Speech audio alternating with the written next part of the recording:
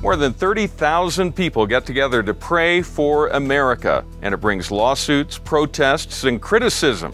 We'll tell you what really happened in Texas. This is the CitizenLink Report. I'm Stuart Shepard along with Tom Minnery, our Executive Director of CitizenLink. Hi, Tom. Hello, Stuart. He also happened to be at the response in Houston at Reliant Stadium. You got to see it firsthand. You were there for many hours on Saturday. Yeah. Tell us what you saw compared to what we've been reading in the mainstream media. Stuart, it was a wonderful event. It was very unusual.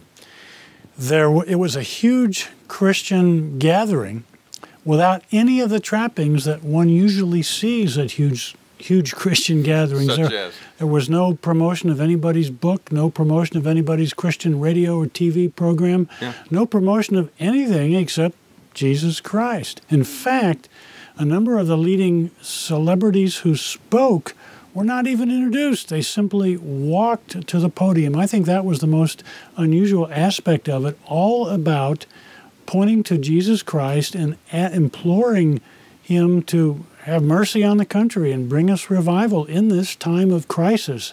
And it is indeed a time of crisis. Now, one of those VIPs, the A-list people you talk about, usually if the governor of a state appears anywhere, someone will read a long bio before they ever get to mentioning it, but that's not what happened. No, one guy walked to the podium and announced that he was Rick Perry, governor of Texas, and I believe I saw this on the screen.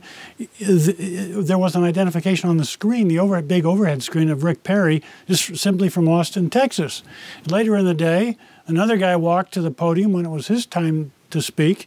He introduced himself as Sam Brownback, governor of Kansas. I didn't know Sam Brownback was going to be there, but it was all about downplaying people and uplifting the Lord and the problems facing the country. So it was very, very worshipful. In fact, it was a long day of prayer and worship.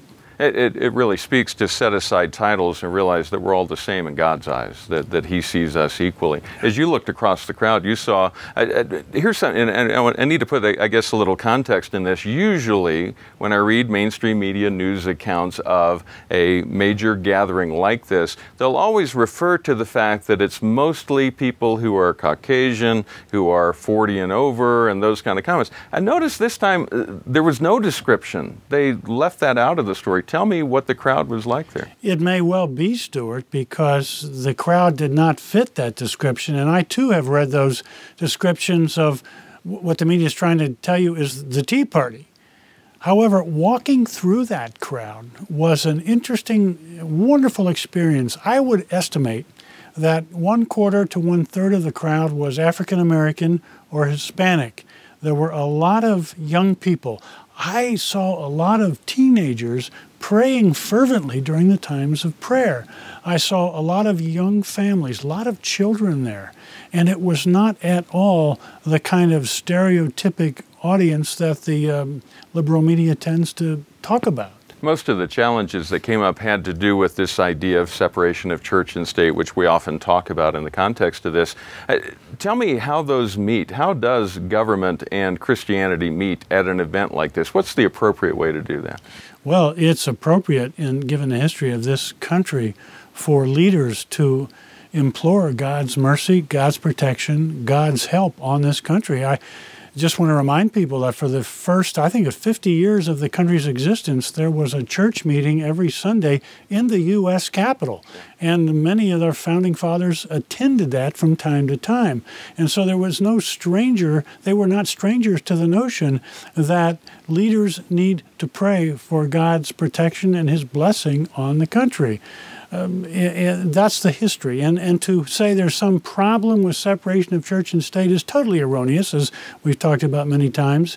The separation of church and state doctrine deals with the fact that there is no official state church in this country. That's why people came to this country to get away from that overbearing official state church that was so repressive to those who wanted to worship God in different ways. Now, as someone observing this whole thing, another comment about the crowd, the pre-registrations we heard were about 8,000, and that was published pretty widely in the media. So there was an expectation they might get 6, might get 10, you never know. 30,000, more than 30,000 by your estimation, show up, perhaps 30 to 35,000 there in the arena. Thousands more watching on the internet, perhaps tens of thousands more. I've seen estimates as high as 80,000. But yet it is a big arena. I mean, in fairness, it seats 76,000, something like that. So 30,000 in an arena seating 70,000 seems like a small crowd, but it's the size of many cities in the country. Well, it is. It was funny. I was standing next to a CNN reporter as he was trying to explain the crowd. And he was posted where all of the TV reporters were posted up in the wings looking down on the crowd, and behind him was a huge sea of people. And he was explaining, I suspect to his anchor person in the studio, how, well, you know, there's a curtain, and behind the curtain there are a lot of empty seats, so it's implying that they were hiding the size of the crowd? Yeah, but it's standard to put a curtain down the middle like that, yeah, so they can have a place for the platform. And he labored to say that, well, there are a lot of empty seats, but then he just kind of gave up and said, you know, there are a lot of people here, and he was right. Do you see this as a watershed for the nation, people gathering to pray like this? It depends on God. I mean, people implored God, and what speaks to me is that there are certain political leaders like Rick Perry, like Sam Brownback, who are unapologetically seeking God's protection, God's blessing, God's revival on our country. Those were very strong prayers prayed by these men. And in the face of what you've been talking about, snarky, even nasty reports by liberal media, it's getting tough to do that. Now, one of the organizers was the American Family Association, and I'm just appalled to see that organization routinely described as a hate group. Well, I've got a great example of that. Let me throw my glasses on here, but this is one of my favorite bits of reporting. I want you to pick up on all the adjectives used to describe the American Family Association down in Tupelo. Others, including gay activists who criticized the whole event for supporting the American Family Association, which organized and financed the rally, quote, "The association is a conservative evangelical group based in Mississippi that's listed as an anti-gay hate group by the," and now listen to how the liberal group is described, "the nonprofit Southern Poverty Law Center." And that's all they give for SPLC, which could very easily and accurately be described as a left-leaning group that regularly bashes conservative groups, especially Christian conservative groups. Well, that's right. And this idea of an organization being a hate group, there's not a very defined way of understanding what a hate group is, according to them. And that adjective hate group is thrown around so often against people of conservative religious belief who want to exercise that religious belief in the public square. And it's not a word that says, let's have a conversation. It's kind of a bomb that you throw in, an emotional bomb to get people to run away from any given group. As you look at the whole event, what's your takeaway? What did people go home with after that day in Houston? It honored the Lord. It reminded people that there are a whole lot of Christian people not afraid to gather in public to express their desire that God continue to bless the country, that God bring a resolution to the many crises. I mean, think of what was happening last weekend. We had that unprecedented downgrade of our credit rating. We have gridlock in Washington. We have political leaders who don't seem to know what to do about that gridlock. We have the downing of 30 U.S. troops in Afghanistan, including 25 of the elite Navy SEALs.